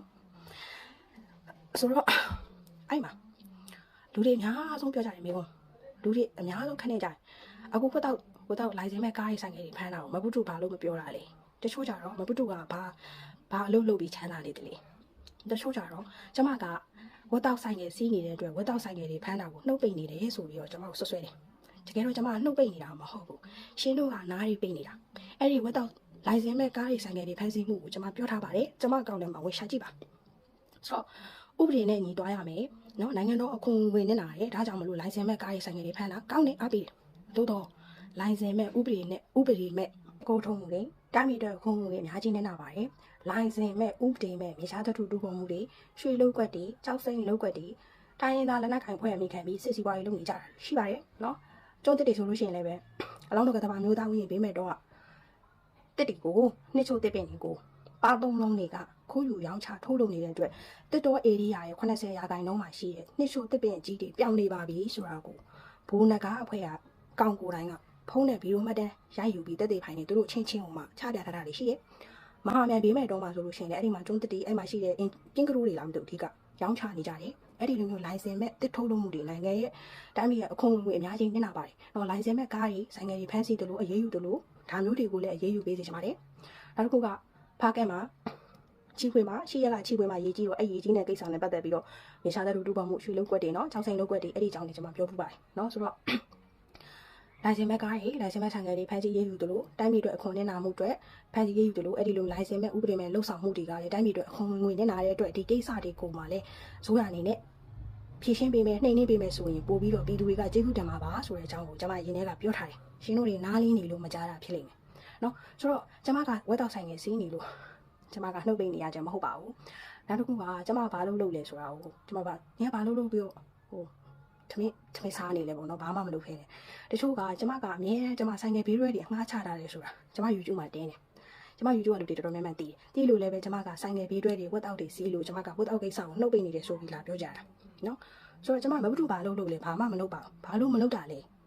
အိမ်ထဲမှာထိုင်နေရင်းနေတောင်မှဘယ်နားမှာဘသူအသက်ခံလိုက်ရပြီဟိုနားမှာဟိုလူအသက်ခံလိုက်ရပြီနေ့စဉ်နဲ့များတည်းနေကြနေရတာဆိုတော့ကျွန်မတို့ကကိုယ်အသက်အန္တရာယ်ကိုကြည့်ရှောင်ပါတယ်ဒါကြောင့်ကျွန်မအပြင်ထွက်ပြီးလုံးမလုပ်ဘူးအလုံးမလုပ်ပဲဘုရားပတ်စံနဲ့ထမင်းစားတယ်ကျွန်မဆိုင်ငယ်ဘေးရွက်တွေအငှားချတာတယ်ဆိုင်ငယ်တစ်စီးကို4000ဆိုင်ငယ်တစ်စီးကိုတစ်ရက်ကို4000နဲ့14စီးတစ်ရက်ဝင်ဘယ်လောက်ရှိလဲတွက်ကြည့်ပါ ငင်းဆိုင်ရဲ့ဆက်လေးဒီတခိုင်လေးဝယ်နိုင်လားမဝယ်နိုင်ဘူးကျွန်မမချမ်းတော့ကျွန်မစပြီးဝယ်တော့ကျွန်မမရှိတဲ့ရွှေတွန်းငွေစားအကုန်စုပြောင်းချတာဆိုင်ငယ်6စီပဲဝယ်နိုင်အဲ့ဒီ6စီကနေပြီးကျွန်မရင်းနှီးမြှုပ်နှံလိုက်တာ2နှစ်အတွင်းမှာ2နှစ်ကျော်မှာကျွန်မဆိုင်ငယ်ဆက်လေးကြီးရတယ်ဆိုင်ငယ်ဆက်လေးကြီးရတဲ့အတွက်ကျွန်မဘာလုံးမှမလုပ်ပဲနဲ့တရက်ကိုဝင်ငွေအနည်းဆုံး9000ရတယ်နော်ဘာလုံးမှလုံးဆောင်မလို့လေကျွန်မဝင်ငွေ9000ရတယ်ဟောဆိုတော့အခုကိုတောက်ဆိုင်ငယ်ဖမ်းတော့မယ်ဆိုတော့မဘူးတို့ထမင်းဦးတော့ရိုက်ကွဲတော့မှာပဲဆိုပြီးတော့အားရဝမ်းသာမပြောကြနဲ့အဲ့ဒီဆိုင်ငယ်ဘေးရွက်တွေအကုန်လုံးရောင်းပြီးတော့ကျွန်မကားတစ်စီး installment နဲ့ဝယ်ထားတယ်အဲ့ဒီကားတစ်စီးကို installment နဲ့ဝယ်ပြီးတနေ့တိတိငွေသွင်းရင်ကျွန်မကားပိုင်ဖြစ်မယ်နောက်တစ်ခုကကျွန်မမှာဖုန်းနှလုံးရှိရဲအခုပြောနေတဲ့ဖုန်းပြင်ကျွန်မမှာ tablet ဖုန်းတစ်လုံးရှိရဲအဲ့ဒီဖုန်းကိုကျွန်မငှားထားတယ်ဘယ်လိုငှားတာလဲဆိုတော့နော်6တက်ခောက်တာအဲစာတုံးလေးကိုဂလုတ်ဂလုတ်လို့နှိပ်လိုက်လို့ရှိရင်သူကြရအကွက်တိုင်းရှိရတာ6တက်ပုံစံ6တက်လို့ခေါ်တယ်ကျွန်တော်တို့ရှိမှာအဲစာတုံးလေးနှိပ်တာ